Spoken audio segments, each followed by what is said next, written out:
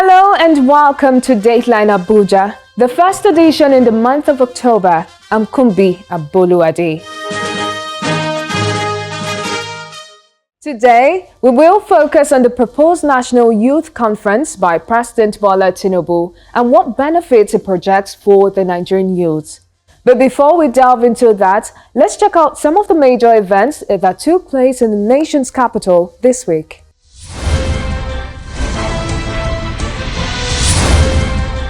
I, Kudirat, do solemnly swear.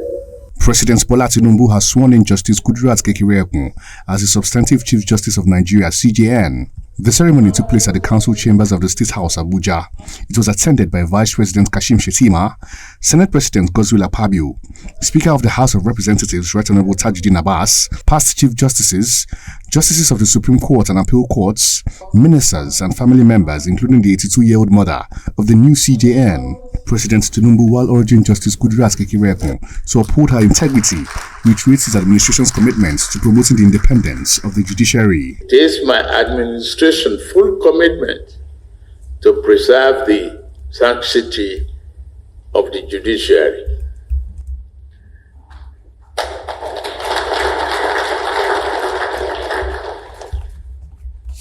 While we may have reasons to interface as complementing component of the same government, the government under my watch will also be mindful of the clear line demarcating the two of us.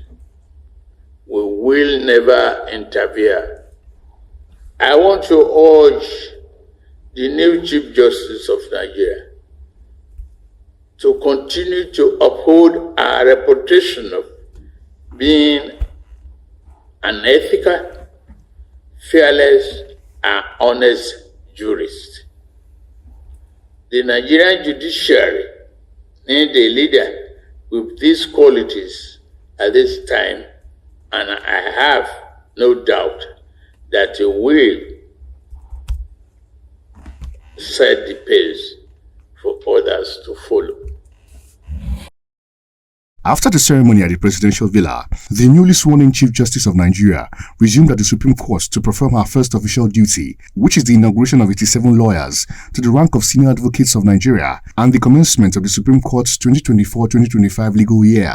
While speaking, Justice Kudirat Kekereekun says there will be consequences for any acts of indiscretion that will bring the judiciary to disrepute. She adds that she is determined to change the negative narrative of the judiciary and make the profession a source of pride to all Nigerians. I want to assure my fellow Nigerian citizens that we are committed to working more diligently to improve public perception of the Nigerian judiciary. Over the years, various factors have contributed to the negative image of the judiciary.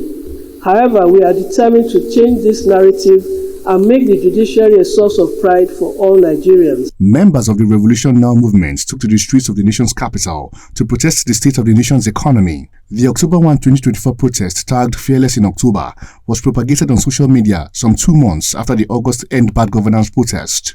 The aggrieved young people demanded a reversal in petroleum subsidy removal and electricity tariff hike. The protesters had gathered at the Utaku area of Abuja, waving the Nigerian green, white, green flag and banners with various inscriptions such as End Bad Governance, End High Living Costs, among others. They were eventually dispersed after policemen shot tear gas at the protest. However, the Federal Capital Territory Police Command had denied attacking the protesters, saying it only took proactive measures to prevent looting. This was according to a statement by the Public Relations Officer of the command, Mrs. Josephine Ade. The statement adds that the police command remains committed to ensuring the safety of the populace in the exercise of their civil rights. President Bola Tinubu has submitted 4 tax bills to the National Assembly for consideration, among which is the bill intended to repeal the Federal Inland Revenue Service Act and establish the Nigerian Revenue Service. In a letter submitted to both chambers during plenary, the executive bill will regulate taxation in the country and improve the country's revenue. Meanwhile, a bill seeking to establish the South-South Development Commission has scaled second reading in the Senate. The Senate has summoned the Minister of Works, Mr. David Umahi, to appear before it to explain the abandonment of portions of the Ogbomoso-Oyo Federal Road project by the contractor. The Red Chamber asked the committee led by Senator Bernard Ampigi to immediately summon the minister with a view to unraveling the circumstances that led to the abandonment of the project. Lawmakers had urged the federal government to, as a matter of urgency, direct the relevant authorities to complete the rehabilitation of the old Ogbomoso-Oyo Road to forestall further negative occurrences on the road. Urge the federal government to, as a matter of urgency, direct the relevant authorities to complete the rehabilitation of the old Ogbomoso-Oyo Road to forestall further negative occurrences on the road. Those in support of prayer 1 say aye. Those against say nay. The ayes have it. Prayer 2. Mandate the Senate Committee on Works to invite the Honorable Minister of Works with a view to unraveling the circumstances leading to the abandonment of the portion of the Ogbomoso-Oyo Federal Road project by the contractor.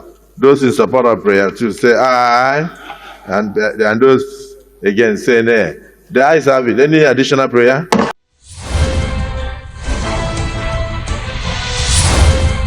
Earlier in the week, Nigeria celebrated its 64th Independence Day. While addressing Nigerians during a nationwide broadcast earlier that day, President Tinubu disclosed plans of his administration to organize a national youth conference.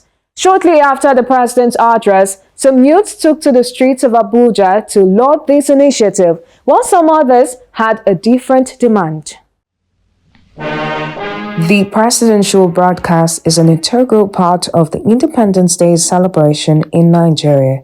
And as Nigerians mark the 64th anniversary, President Bola Tinubu also addresses the nation.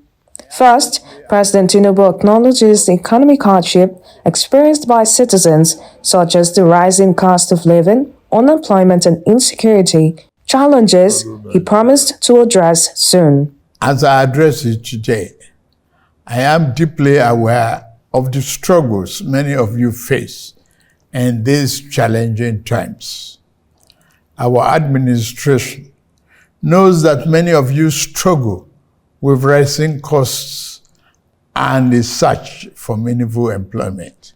My fellow Nigerians, please be assured that we are implementing many measures to reduce the cost of living at home. I commend the governors, particularly in Kebbi, Niger, Jigawa, Kwara, Nasarawa, and other Southwest governors that have embraced our agricultural production program.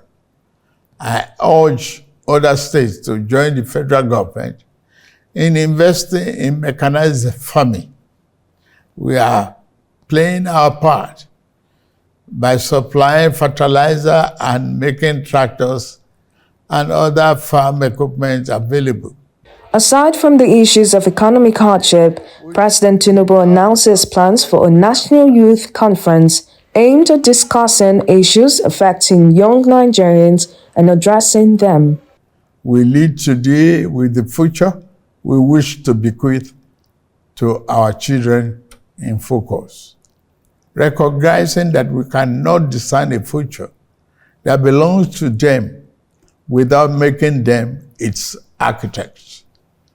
Considering this, I am pleased to announce the gathering of a national youth conference. This conference will be a platform to address the diverse challenges and opportunities confronting our young people.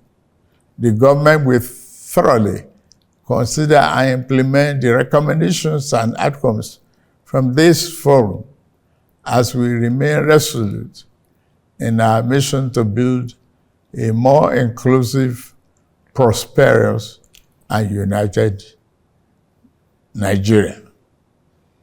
Our government is implementing several other youth-centric programs to give our young people an advantage in rapid changing world. We are implementing, among others, the 3 million technical program of the Ministry of Communications innovation, and digital economy, aimed at building Nigeria's technical talent backbone. We have also enthusiastically implemented the Nigerian Education Loan Fund, NEL Fund, which provides cheap loans to our students to pursue their tertiary educational dream. Some of the issues President Tinubu promised to discuss at the National Youth Conference include education, social justice, employment, innovation, and security.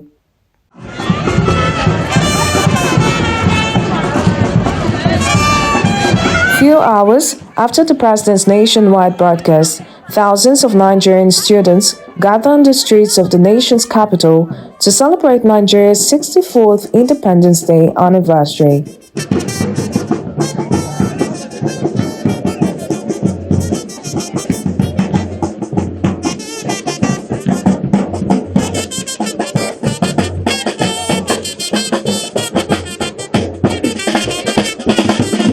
In his address, the president of the National Association of Nigerian Students, Mr. Lucky Emunefe, says, despite the challenges confronting the nation, Nigeria is on the path to greatness, as he commends President Bola Tinubu for his policies and programs aimed at transforming the country. We are happy with President Tinubu. The student loan is something that is very important to us. The welfare of Nigerian students that he has put into consideration, we are happy about that too. Electricity in our campuses is very important.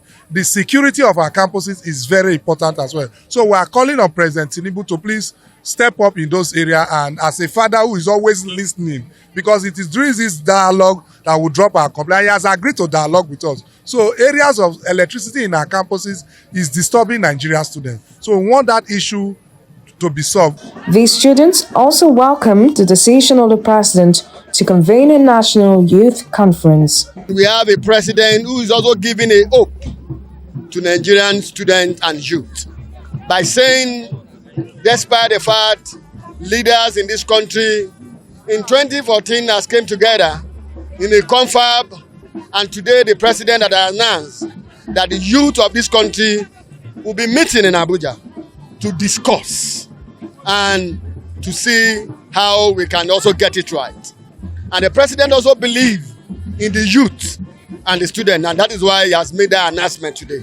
And I'm sure by the time the engagement will start here in Abuja, and which is going to draw all the youth from all the 77 wards in this country, where they can engage the leaders of this country. They can also pour their mind to the President of Federal Republic of Nigeria. And I can assure you, for the President to announce that youth conference, it means the President is working towards somewhere. The support, total support, unfettered support for the presidency, for the President and government of Nigeria is way to go, regardless of political affiliation or anything. Everybody is affected by what is happening in Nigeria, and we look for way forward in the country as development partners in the progress of Nigeria. Also celebrating Nigeria's Independence Day are members of the National Youth Council of Nigeria.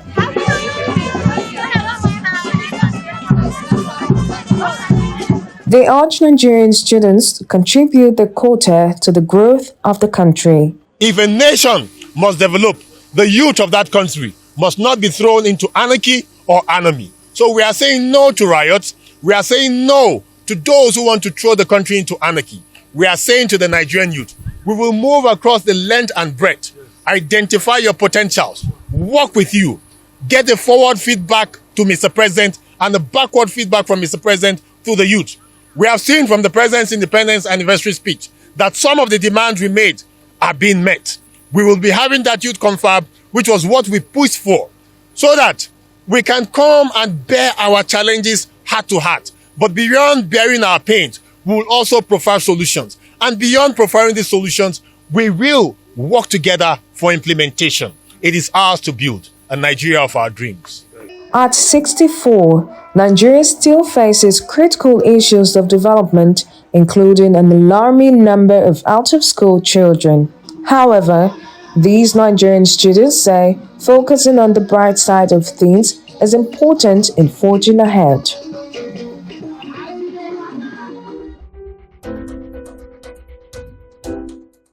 My guest today is the President of the National Youth Council of Nigeria, Mr. Solomon Adodo. He will be dissecting the proposed National Youth Conference, its benefits, and other ongoing initiatives by the federal government.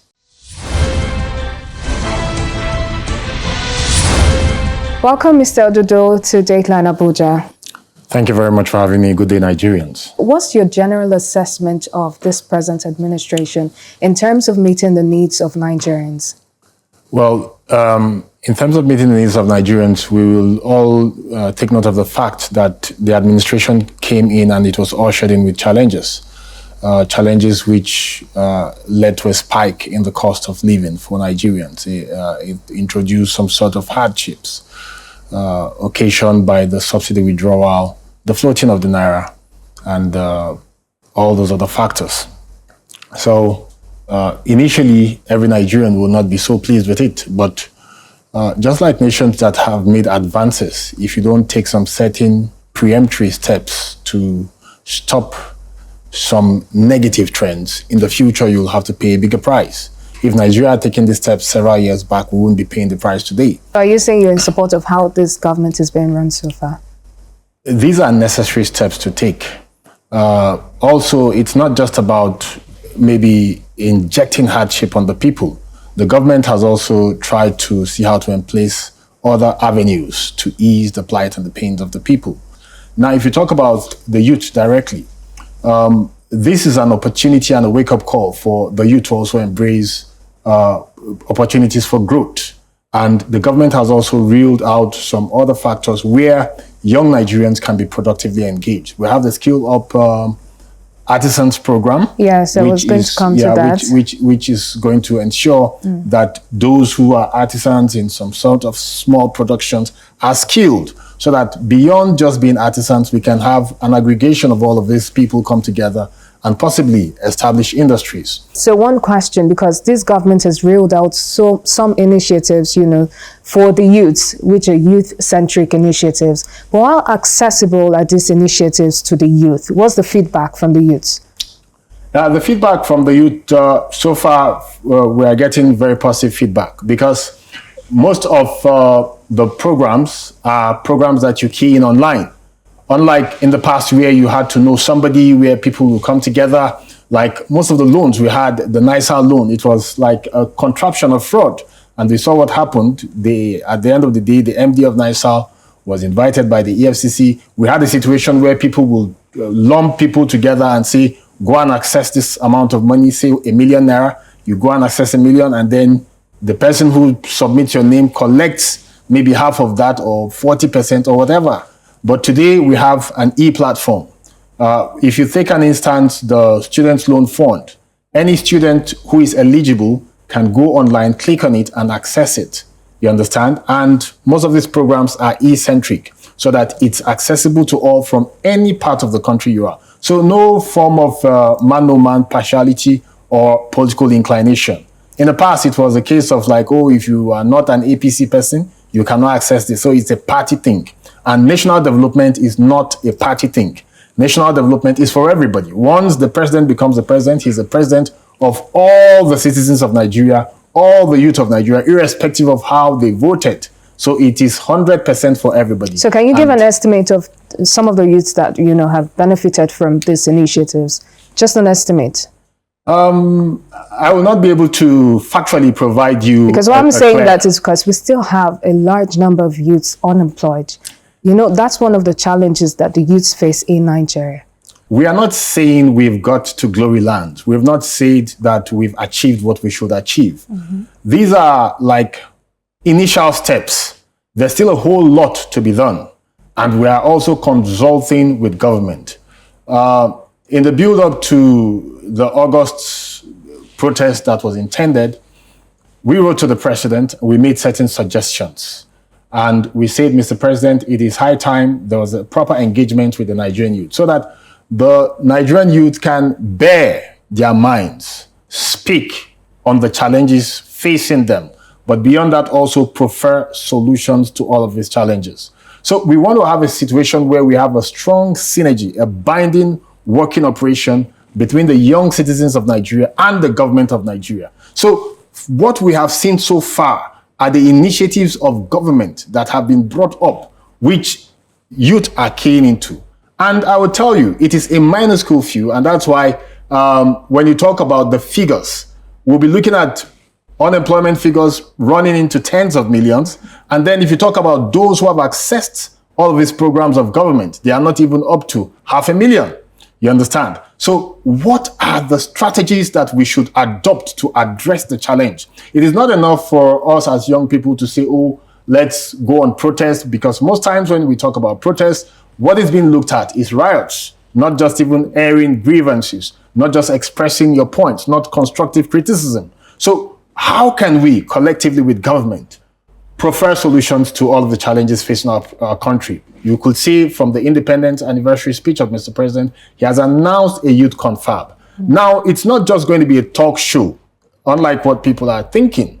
In the build up to that, we'll also be going around the 6 geopolitical zones of this country to engage with the youth, to aggregate their felt needs, and also to aggregate what ideas they have and put everything together according to the comparative advantages of the regions. But don't you think we've gone beyond talking? Because there are talks. That is exactly what we are saying. It is not talking. So when we are coming for this interface and this engagement with Mr. President, it is practically, because even in executing, you need to communicate. So there will be a mechanism for a forward and backward linkage, for a flow of information across board. We are going to also be looking at, can we aggregate young minds together, experienced minds, those who have studied in agriculture, bring them together. If we are talking about the issue of security, we can have designated areas across the country, fenced, protected, secured, manned with security men and women, manned with CCTV cameras, manned with proper production equipment.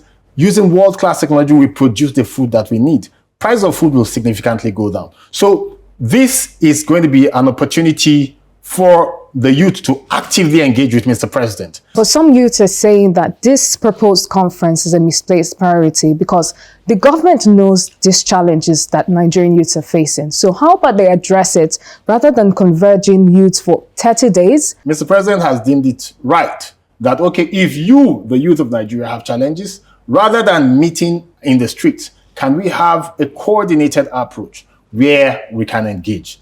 So 30 days might seem long, but 30 days is also necessary to ensure that everybody is properly captured and the felt needs are addressed as appropriate. So what next after the conference? The essence of the conference would not just be to speak, to talk, and to arrive at resolutions. We are hoping to see a conference that will spark an industrial revolution.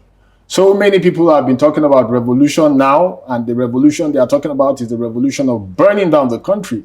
We want to see a revolution where the minds of young men and women will be burning and brimming with ideas, and these ideas will be translated to the market. Like they say in the academy, when the town meets the gown. Young men and women, as your ideas are coming, these ideas are being funded. A monitoring mechanism will also be there to ensure that every injection of funds translates to an output in productivity, relevant productivity that will meet the felt needs of Nigerians, relevant productivity that will make for import substitution significantly and improve our balance of trade. Well, all this can be actualized if there's enabling environment in the country for these youths to thrive. Yes. And that's all for Dateline Abuja. Thank you so much, Mr. Solomon, for coming on the show. Thank you very much for having me. God bless Nigeria. You're welcome.